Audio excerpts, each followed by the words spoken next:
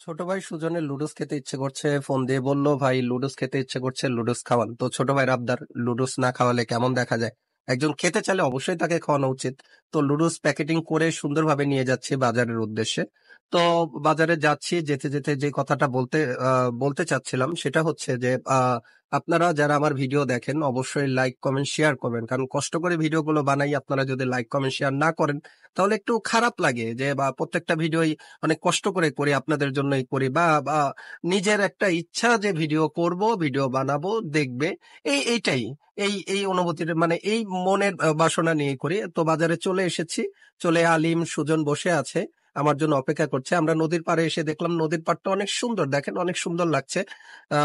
ঘর বাড়ি এবং দেখেন নৌকাও আছে একটা উপরে। বিকেলের আবহাওয়াটা অনেক ভালো ছিল। তো এখন এই আবহাওয়ায় লুডোস কেমন লাগতে পারে আপনি বলেন। এখানে আমরা খাওয়া শুরু করে দিয়েছি, দেখছি আলিম চামচ কোথায় রাখবে সেটা পাচ্ছে না, জায়গা পাচ্ছে না। তো চামচটা রাখতে বললাম, আমি নিয়ে নিলাম একটা। আলিম খাচ্ছে, সুজন খাচ্ছে, খুবই খুশি ওরা, কারণ ওরা খেতে চেয়েছে, ওদের আমি খাইয়েছি, এজন্য ওরা অনেক খুশি। দেখেন কত সুন্দর করে সবগুলো আলাদা আলাদা করে খাচ্ছে। আলিম তো রিভিউটা দিল অস্থির, যে আকাশ দিয়ে উড়ে গেল।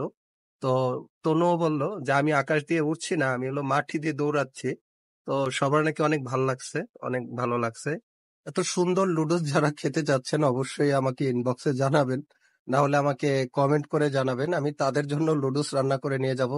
দেখেন লুডোস গুলো কত সুন্দর দেখতে, একদম ক্লোজ ভাবে দেখাচ্ছে। ও আলিম খুশি, সুজনও খুশি, সবার অনেক ভালো লেগেছে। তো ভিডিও এই পর্যন্তই, ভালো থাকবেন, আল্লাহ হাফেজ।